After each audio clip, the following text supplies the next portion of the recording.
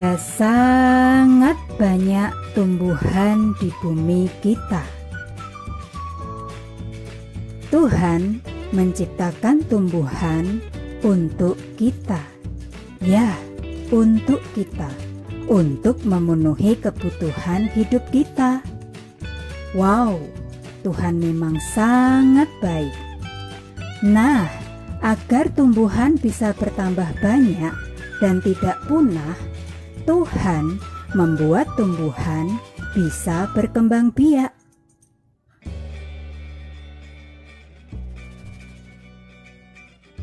Untuk cara perkembangbiakan tumbuhan ada dua cara.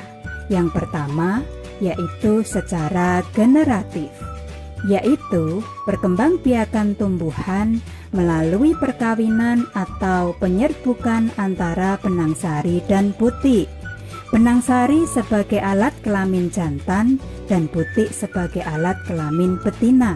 Sedang yang kedua yaitu secara vegetatif, yaitu perkembangbiakan tumbuhan tanpa ada perkawinan antara benang sari dan butik.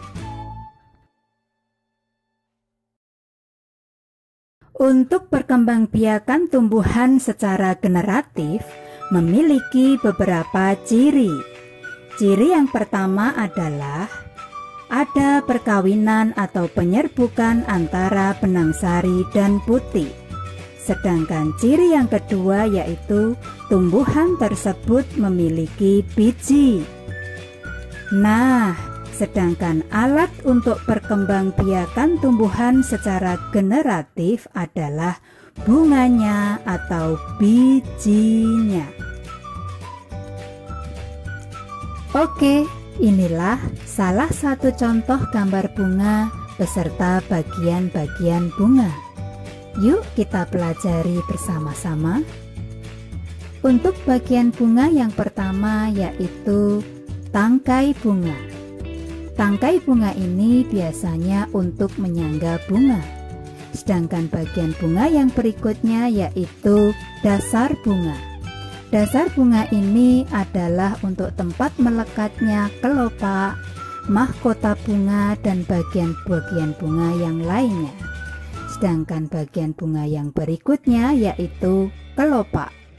Kelopak ini biasanya digunakan untuk melindungi bunga saat masih kuncup. Sedangkan bagian bunga yang berikutnya yaitu mahkota.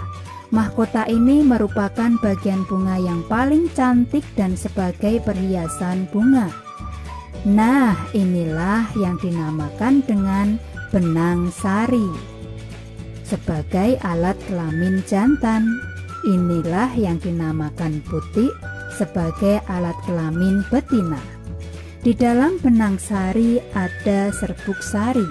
Serbuk sari ini bisa terbawa oleh angin atau kupu-kupu atau lebah, dan mereka bisa jatuh di atas kepala butik. Dan peristiwa inilah yang sering sekali kita sebut dengan peristiwa penyerbukan.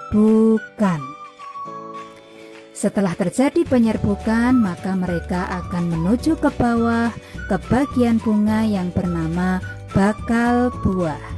Dan di dalam bakal buah inilah terjadi perkawinan antara benang sari dan butik, sehingga akan menghasilkan buah dan biji. Dan biji inilah yang bisa kita tanam dan akan menjadi tanaman baru. Ternyata penyerbukan itu ada berbagai macam jenisnya. Yuk kita pelajari bersama-sama. Penyerbukan yang pertama yaitu penyerbukan sendiri. Penyerbukan ini terjadi pada satu buah bunga saja. Jadi benang sari dan butiknya ya berasal dari bunga itu sendiri. Sedangkan penyerbukan yang kedua yaitu penyerbukan tetangga. Terjadi pada dua buah bunga tetapi masih dalam satu pohon. Sedangkan penyerbukan yang berikutnya penyerbukan silang. Penyerbukan ini terjadi pada dua buah bunga yang berasal dari dua buah pohon tetapi masih sama jenis dan varietasnya. Contohnya penyerbukan bunga mangga madu dengan bunga mangga madu yang lainnya yang berbeda pohonnya. Karena mungkin mereka letaknya masih berdekatan.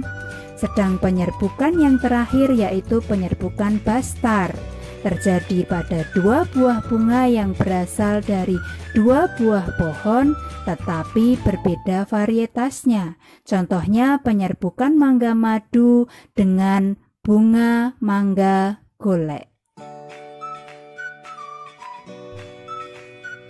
Oke, untuk selanjutnya, tahukah kamu contoh-contoh tumbuhan yang berkembang biak secara generatif atau dengan biji? Apa? Mangga? Yes, betul sekali. Mangga memang berkembang biak secara generatif karena mangga memiliki biji.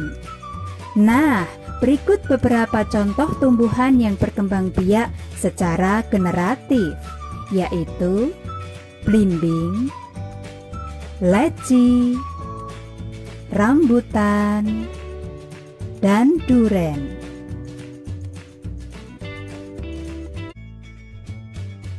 Tahukah kamu, ternyata tumbuhan itu sangatlah penting bagi kita semua. Oleh karena itu, mari kita jaga kelestarian tumbuhan dengan cara mengembangbiakkannya. Lalu, bagaimana caranya? Itu mudah sekali. Caranya, di saat kamu habis makan buah, jangan lupa tanamlah bijinya. Dengan begitu berarti kamu telah mengembangbiakkannya. Oke, kamu pasti bisa. Wah,